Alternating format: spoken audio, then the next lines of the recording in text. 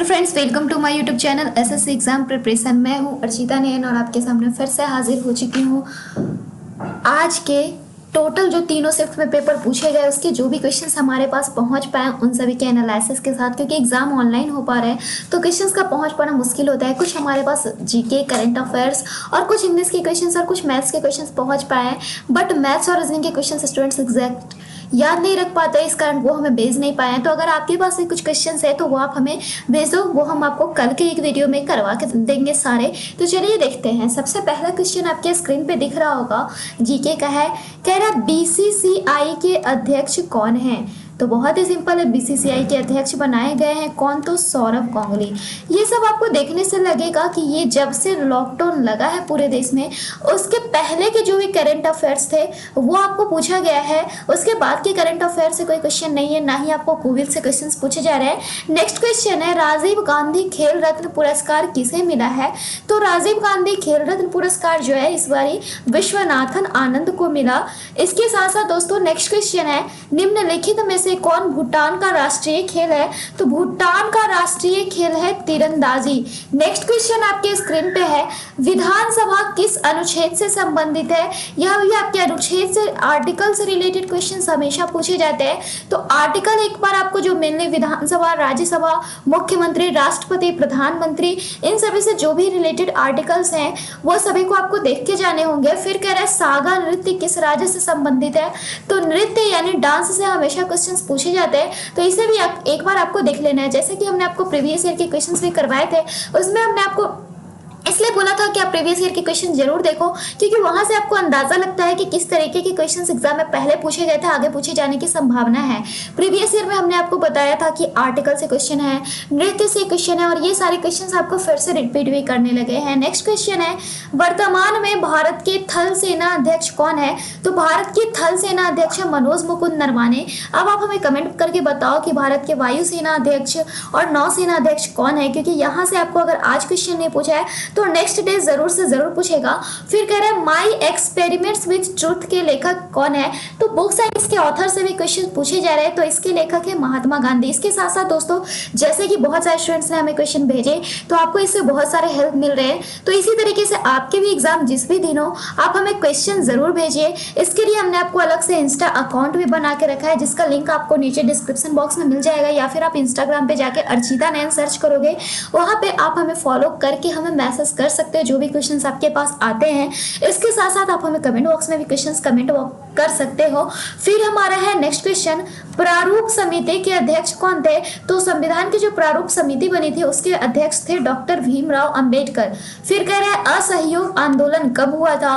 तो सितंबर 1920 से फरवरी 1922 के बीच। अब आप हमें कमेंट करके बताओगे ये किनके किस लिए हुआ था, इसकी टोटल जानकारी आपको हमें कमेंट करके बताना होगा, और जिनकी जानकारी द बेस्ट होगी उनके नाम हम अगले वीडियो में जरूर लेंगे। तो नेक्स्ट क्वेश्चन है, एलपीजी के प्रमुख घटक कौन कौन है? तो प्रोपेन और ब्यूटेन गैस इसके प्रमुख घटक है। फिर कह रहा है राष्ट्रीय युवा दिवस किनके जन्मदिन पर मनाते हैं? तो स्वामी विवेकानंद के जन्मदिन पर मनाते हैं। फिर कह रहे हैं मध्य प्रदेश के राज्यपाल के बारे में पूछ रहा है, तो राज्यपाल और मुख्यमंत्री आपके हमेशा पूछे जाते हैं, और ये भी हमने आपको पहले ही एनालिसिस में बताया था, प्रीवियस ईयर के क्वेश्चंस में भी बताया था। तो मध्य प्रदेश के राज्यपाल है आनंदीबेन पटेल। हो सकता है नेक्स्ट बार आपको इसके मुख्यमंत्री या फिर और भी किसी राज्य या यूनियन टेरिटरीज के मुख्यमंत्री या उपराज्यपाल आपसे पूछ सकता है। फिर कह रहे हैं किस अमेरिकी राष्ट्रपति को नोबेल पुरस्कार मिला है? तो बराक ओबामा को। नेक्स्ट है, खेल के कोच के लिए सबसे अच्छा अवार्ड कौन सा है? तो सबसे अच्छा अवार्ड है द्रोणाचार्य पुरस्कार। फिर अब हम देख लेते हैं कुछ इंग्लिश के क्वेश्चन जो हमारे पास आए हैं, और आगे फिर से हम जीके के क्वेश्चन देख लेंगे, बट उसके पहले कुछ इंग्लिश के क्वेश्चन देख लेते हैं, जिसमें आपको साइनोनिम्स पूछा था फॉर्टिव का, फिर साइनोनिम पूछा था वांटन, जियोपार्डाइज का, उसी तरीके से वन वर्ड सब्स्टिट्यूशन पूछा था एम्बिडेक्स्ट्रस का, एंटोनिम्स पूछा था डिलिजेंस और टिमिड का, इडियम्स में पूछा था काउच पोटैटो का, क्लोज पूछा था how you use your words for your expressions, फिर आपको क्लोज टेस्ट डिजिटल वर्ड पे पूछा था, फिर आपको स्पेल चेक भी पूछा था सिंसियरली, जैसा कि हमने आपको इंग्लिश के क्वेश्चंस करवाए हैं प्रीवियस ईयर के, उसमें ये सारे टॉपिक्स के क्वेश्चंस पूछे गए थे। साइनोनिम्स पूछा था असर्शन, डिमोलिश का, आइडियम्स एंड फ्रेजेस पूछा था ऑनेस्ट nest, up in the arms, इन सभी चीजों का। अब फिर से हम देख लेते हैं कुछ और जनरल नॉलेज के क्वेश्चन जो हमारे पास हमें मिले हैं। संविधान दिवस कब मनाते हैं? तो यह 26 नवंबर को मनाते हैं। नेक्स्ट है 3 दिसंबर 2019 को कौन पहली महिला पायलट बनी? तो शिवांगी सिंह बनी। फिर नेक्स्ट क्वेश्चन है ब्रेन ऑफ कंप्यूटर किसे कहते हैं? तो सीपीयू कहते हैं। किसी ने हमें कहा कि ब्रेन ऑफ कंप्यूटर नहीं पूछा था, रैम से रिलेटेड क्वेश्चन पूछा था, तो कंप्यूटर से रिलेटेड आपको क्वेश्चंस देख लेने हैं। हो सकता है किसी अलग से जोन में अलग क्वेश्चन पूछे गए होंगे। फिर कह रहा है मानसिक अवसाद से निपटने के लिए क्रिस्टल अवार्ड किसे मिला? तो दीपिका पादुकोण को मिला। फिर है आपको पंकज आडवाणी को IBSF वर्ल्ड चैंपियनशिप अवार्ड कितनी बार मिली? फिर कह रहे हैं कोलकाता में ISI की स्थापना किसने की थी? तो 1931 में हुई थी, PC महालनोबिस ने की थी। नेक्स्ट है इंसुलिन की कमी से कौन सा रोग होता है? तो मधुमेह होता है। फिर कह रहे हैं लोकसभा के स्पीकर और डिप्टी स्पीकर किस आर्टिकल के अंतर्गत आते हैं? ऊपर हमने देखा विधानसभा से पूछा था, फिर स्पीकर और डिप्टी स्पीकर से पूछ लिया, यानी आर्टिकल से बहुत ही सारे क्वेश्चन पूछे जा रहे हैं। फिर आपसे पूछा गोद हड़प नीति को कौन लाया था? तो डलहौजी लाया था। अब आप हमें कमेंट करके बताओगे कि गोद हड़प नीति हुई क्यों थी, इसमें यह कब हुई थी, इसकी फुल डिटेल।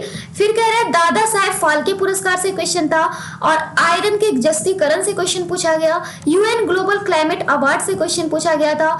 कैंसर के इंडेक्स में भारत की रैंकिंग पूछी गई थी। बुद्धिस्ट से एक क्वेश्चन था। एक क्वेश्चन राजस्थान के कैलबेलिया डांस से था। फिर एक क्वेश्चन था सर गारफील्ड सोबर्स ट्रॉफी से।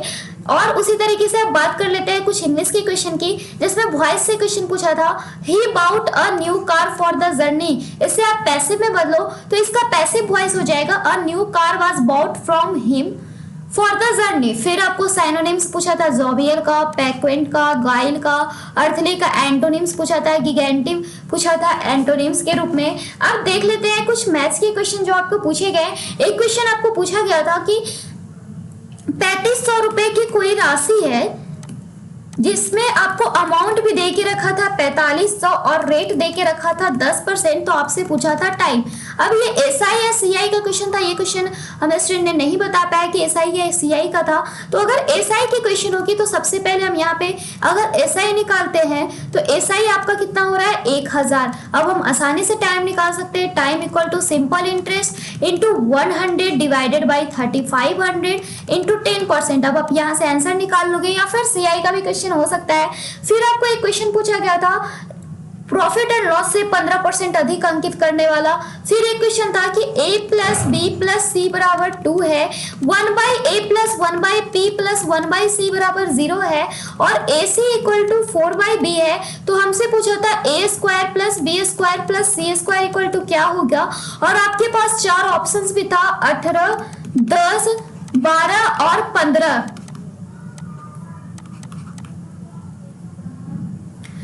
उसी तरीके से आपको और भी क्वेश्चन पूछे गए थे फिगर से रिलेटेड। फिर आपको एक ट्रायंगल में फिगर, एक इस तरीके से कोई सर्कल था, उस पे आपको इस तरीके से एक फिगर बना हुआ था जिसमें आपको दिया हुआ था ये वाली एंगल है 118 डिग्री, और यहाँ पे ACM इस तरीके से आपको लाइनिंग भी दे दी गई थी, नंबरिंग भी दे दी गई थी, और इस तरीके से D दे दिया गया था, और ये वाली एंगल हमें निकालने थी। फिर आपको एक क्वेश्चन है अगर tan A plus B equal to 1 है और tan A minus B equal to square root of 3 है, तो आप हमें बताओ A square plus A B equal to क्या होगा। बहुत ही सिंपल क्वेश्चन आपको ये पूछा गया था। हम आसानी से निकाल सकते हैं tan में अगर 1 आएगा तो इसका मतलब A प्लस बी की वैल्यू कितनी होगी, तो 45। जबकि अगर रूट 3 आता है तो A माइनस बी की वैल्यू कितनी होगी, हमने यहाँ पे बताया 45, और अगर रूट 3 होगी तो A माइनस बी की वैल्यू होगी 60। अब आप यहाँ से A और B की वैल्यू आसानी से निकाल सकते हो, और उसके बाद आपको जो क्वेश्चन आप आसानी से सॉल्व कर लोगे। तो ये सारे क्वेश्चन अभी हमारे पास पहुंच पाए थे। जैसा कि हमें इसे अगर सॉल्व करना हो जिसमें A और B की वैल्यू हम आसानी से निकाल सकते हैं, हम दोनों इक्वेशन को सम कर देंगे तो 2A इक्वल टू 5 110 इस तरीके से आ गया। तो A की वैल्यू 105 डिवाइडेड बाई 2 आ गई। उसी तरीके से अगर हम यहाँ पे और भी चीजों की बात करें, जैसे कि अगर हम B को निकालने की कोशिश करें तो 45 माइनस 105 डिवाइडेड बाई 2 करके निकाल सकते हैं। उसके बाद आपको जो फॉर्मूले A स्क्वायर प्लस AB की वैल्यू डालनी है वो आप डाल सकते हो। उसके बाद यहाँ पे मैं आपको बोल देती हूँ डाटा में थोड़ा बहुत फर्क हो सकता है, क्योंकि एग्जाम ऑनलाइन हुए थे तो मेमोरी बेस्ड क्वेश्चंस भी हमारे पास पहुंच पाते हैं। फिर आपको एक फिगर से रिलेटेड क्वेश्चन पूछा गया था। इस तरीके से एक फिगर थी एक्स बाई जेड एक ट्रायंगल था। इसमें आपको दे रखा था कि एल जो है एक्स बाई का मध्य बिंदु है और एम जो है वो किसका मध्य बिंदु है, तो एक्स जेड का। एल एम कोई बिंदु है, कोई रेखा है जो 1:2 में बांटती है, इसे किस चीज में बांटती है, तो 1:2 में। अगर एल आर इक्वल टू 2 है, एल आर कोई रेखा है जो इसे 1:2 में बांटती है, मध्य बिंदु है एल एम की आर, और इसे जो है 1:2 में बांटती है। और उसके बाद बोल रखा था एल आर की भी वैल्यू आपको दे रखी थी 2, तो आर एम की वैल्यू हो गई 4। फिर पूछा था वाई जेड की वैल्यू क्या होगी, इस तरीके से पूछा गया था। तो फिलहाल इस वीडियो में इतना ही। ऐसे ही वीडियोस के लिए बने रहिए हमारे चैनल के साथ। Then bye and thanks for watching this video.